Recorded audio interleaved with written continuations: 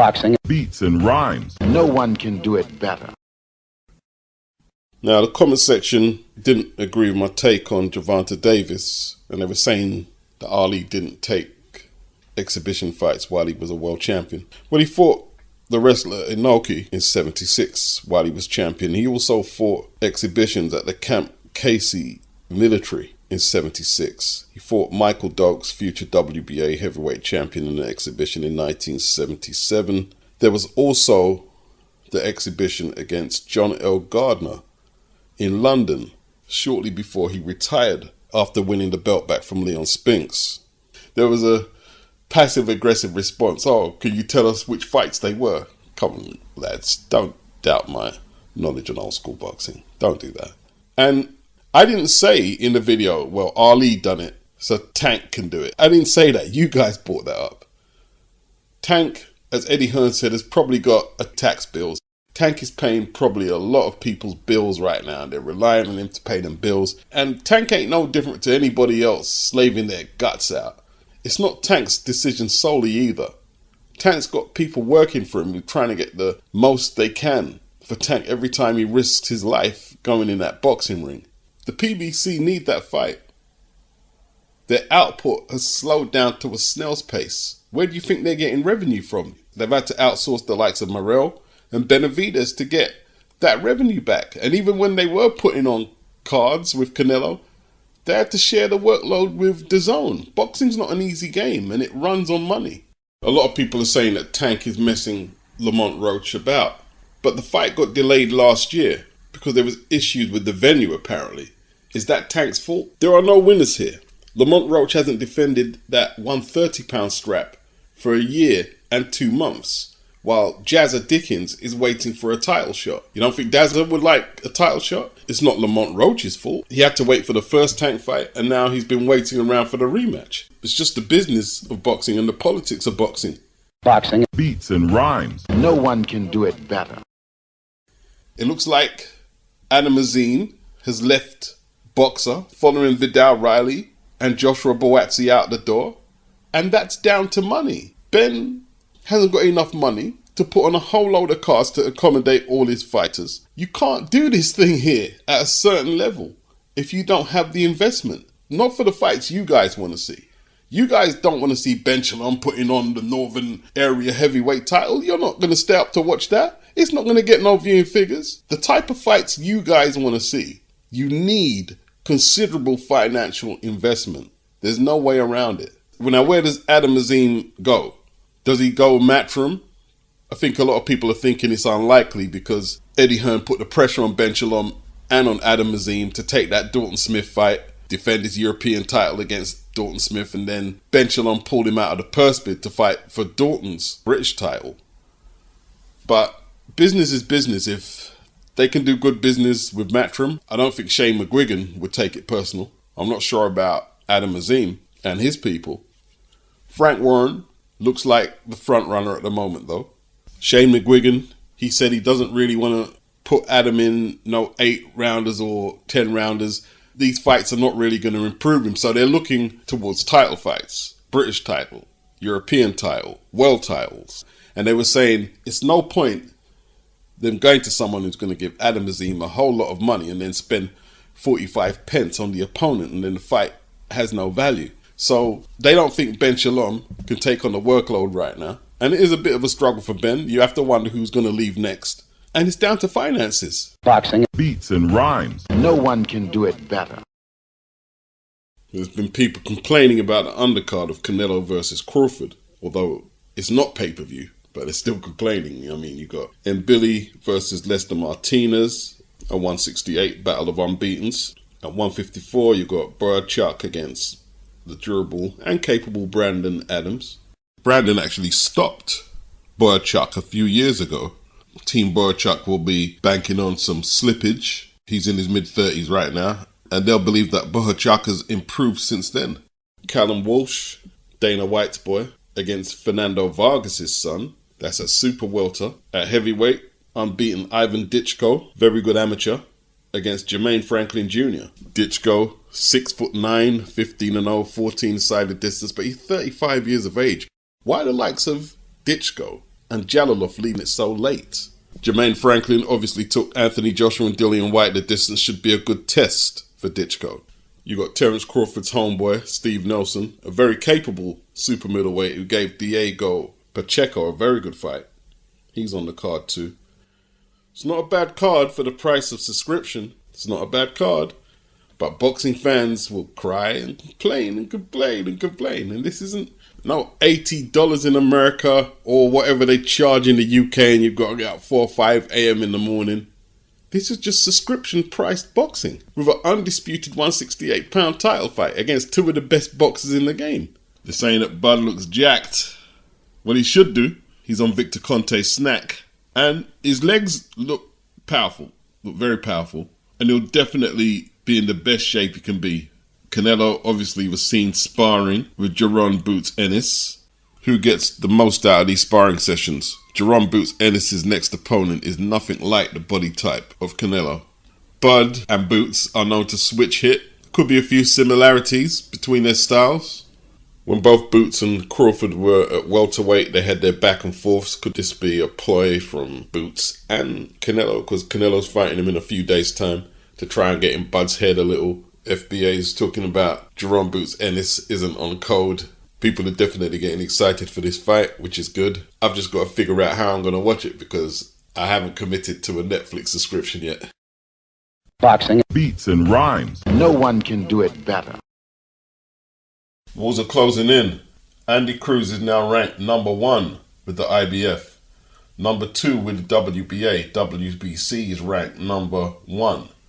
Now, Raymond Muratalla has turned down a fight with Andy Cruz, his number 1 ranked contender, which would have took place on the Benavidez Yard undercard.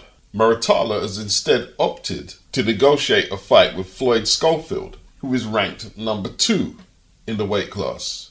You've got Jai OPETAIA being offered a fight with Derek Chisora because he can't unify the belts. And there you have some of you in the comment section talking about fighters need to fight for legacy in a system of sanctioned belts. I'd like to see you try and fight for legacy in all this bullfish. Let Tank run off into the celebrity circuit rather than be amongst the sanctioning belt holders ducking Andy Cruz, along with Keyshawn, along with Muratalla, and who else is going to duck him?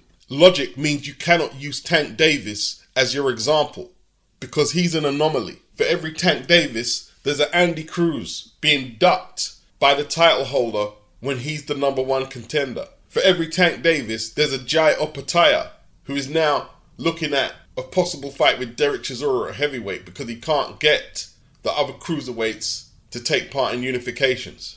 I was on Twitter the other week and I had to get off the page when I posted up why Jai is the number 1 cruiserweight and was met with replies that he can't live off his Bradis wins. He can't live off them wins. He needs to do more. What? Like kidnap Zerdo, Badu Jack, and the other belt holders and force them into unifications? This is why I'm not tearing Tank Davis up. I did that when he ducked Lomachenko. I did that when he ducked Devin Haney, Shakur Stevenson, Josh Taylor, and opted for minor belts and challenges that didn't fit the hype he has been getting. But critiquing him for making this move here is 2 different debates. What you're doing is you're taking your hate for Tank for when he done all that ducking into his decision to fight Jake Paul. I compartmentalize, and that doesn't make you popular when you do that because it's pragmatic. The clarity of doing so makes you able to see things that other uploaders are not seeing. Here's the truth. As talented as Jai and Andy are, Andy can't speak a bar of the Anglais. Not a bar. And Jai has no personality to offer the sports and entertainment angle. And anyone who doesn't acknowledge the sports and entertainment angle, that's your business to do so. There is no league structure where the fighters can get the fights and are guaranteed the fights over a calendar season that will allow them to fight for legacy. It doesn't exist. It exists in the boxing fans' brains. But it exists under a thought process that can't back it up with any type of receipts. Every once in a while, they'll throw us a bone where we get unification or undisputed. but it's not consistent enough for all fighters to fight for legacy. It's just not. Jai has to look for fights with 40-plus-year-old Derek Chisora at heavyweight. But this is an option that Jai has to weigh up. Boxers have to weigh up options. Derek is a notorious self-promoter. He's on a winning run, but not a winning run on the level of Caballero. Jai, from the way I'm seeing it right now, is just too fast for Derek. Derek don't win the fight. So, will Eddie and Frank make that fight? Derek is going to need a hell of a bag to take that fight, because it's a fight he more than likely loses. But you know, we talk about celebrity fights. For someone like Jai in the prime of his career, this is a celebrity fight. But it's the type of celebrity fight that might get him the notoriety that if he chooses to drop back down to cruiser, he might be able to get the rival belt holders in the ring if he does what he's supposed to do against Chisora.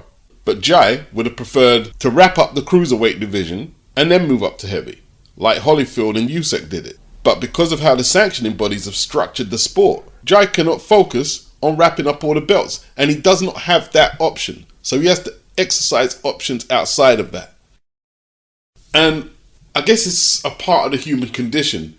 We think that offering our sympathy for the fighters who get blackballed out of career-defining fights is us doing something. And it is doing something. But the boxers need something more solution-based than that. If they're going in the ring, risking their lives, they need something more solution-based than our sympathy. And if we can't offer that, I would argue we're just hearing what boxers probably wanted to say from years back. I've never enjoyed boxing. It's just a business with me, and I guess I know I've never enjoyed it. Jaleel Hackett, he fights on the fight week of Yard versus Benavides. I don't know if he's still signed to Matchroom. He said, niggas waking up and realizing you can't take the legacy to the bank. He was replying to somebody saying, seems like boxers are losing their why. Sad state of boxing. Boxers are increasingly less impressed by legacy than what they're seeing can be potentially earned. And unless you're going to go in the ring and prove to them that you're all about legacy over money, boxers are going to be the ones who dictate what they're fighting for. Legacy or money. You can argue you can fight for both. And then we're back to you not listening to one word I said through the video. Through this flawed system of sanctioning belts, you can fight for legacy. Can Andy Cruz fight for legacy? Or is he just going to have to wait around? Now, it's not as bad as Archie Moore waiting 10 years for a shot at light heavy. 15 years in total, actually, before he got a world title shot.